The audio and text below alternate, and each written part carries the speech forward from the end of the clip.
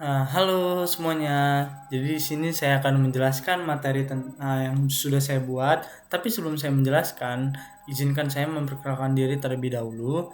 Perkenalkan, nama saya Raja Rino Simamora dengan nomor NPM 233161036. Jadi di sini saya akan menjelaskan karakteristik transistor sebuah tinjauan komprehensif. Ah, Pendahuluan. Transistor adalah komponen elektronik yang memiliki peran vital dalam sirkuit elektronik terdiri dari jenis-jenis yang berbeda. Transistor memiliki karakteristik yang unik dan penting untuk dipahami. Transistor bipolar.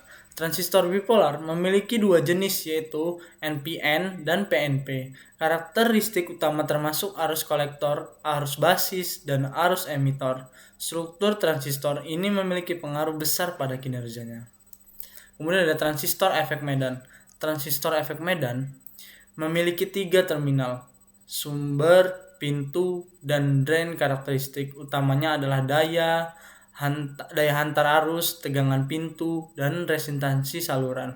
Struktur fisiknya memengaruhi kinerja dalam berbagai aplikasi.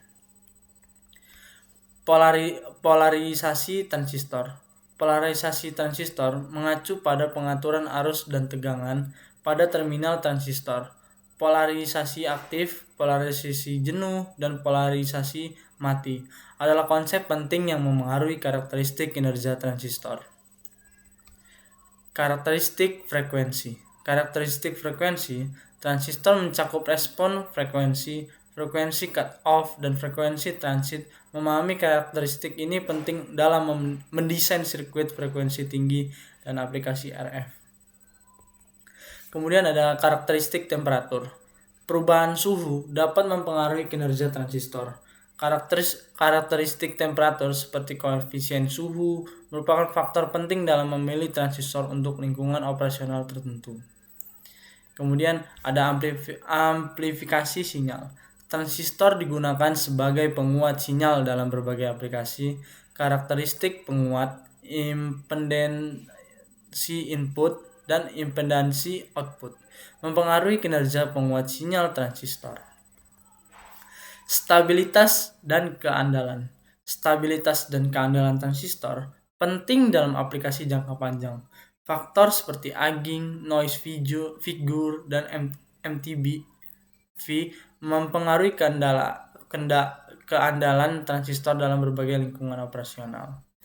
Kemudian ada aplikasi umum. Transistor digunakan dalam berbagai aplikasi termasuk penguat audio, sirkuit daya, dan elektronika digital. Pemahaman karakteristik transistor penting dalam mendesain sirkuit untuk aplikasi khusus. Kinerja dinamis. Karakteristik kinerja dinamis transistor mencakup waktu penundaan, waktu naik, dan waktu turun. Memahami kinerja dinamis transistor penting dalam aplikasi sirkuit digital dan switching.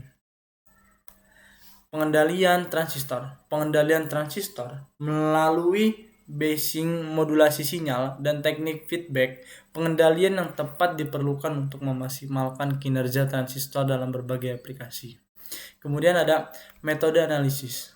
Metode analisis transistor meliputi analisis DC, analisis AC, dan analisis small sinyal. Memahami metode analisis ini penting dalam memprediksi kinerja transistor dalam sirkuit kompleks.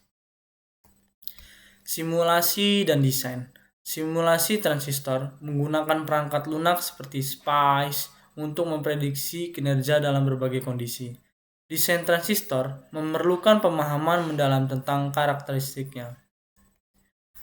Kemudian ada teknologi terkini. Teknologi terkini dalam transistor termasuk transistor nanoskala, transistor berbasis material 2D, dan transistor wide bandgap. Inovasi ini mengubah paradigma dalam desain sirkuit elektronik.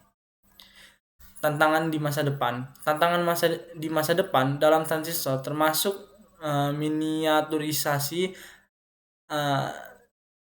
thermal management, dan kendala tinggi. Solusi untuk tantangan ini akan membentuk perkembangan transistor di masa depan. Penerapan lanjut transistor meliputi quantum computing, power electronics, dan IoT. Transistor tetap menjadi komponen kunci dalam teknologi maju di masa depan. Ya, jadi di materi yang saya buat ini saya memiliki kesimpulan yaitu memahami karakteristik transistor adalah kunci untuk mendesain sirkuit elektronika yang efisien dan handal. Dari polarisasi hingga aplikasi lanjutan, transistor memiliki peran vital dalam teknologi modern. Oke, mungkin segitu saja dari penjelasan materi saya. Jika ada kata-kata atau penjelasan yang kurang tepat, saya minta maaf karena saya juga masih belajar. Mungkin saya tutup. Sekian dan terima kasih.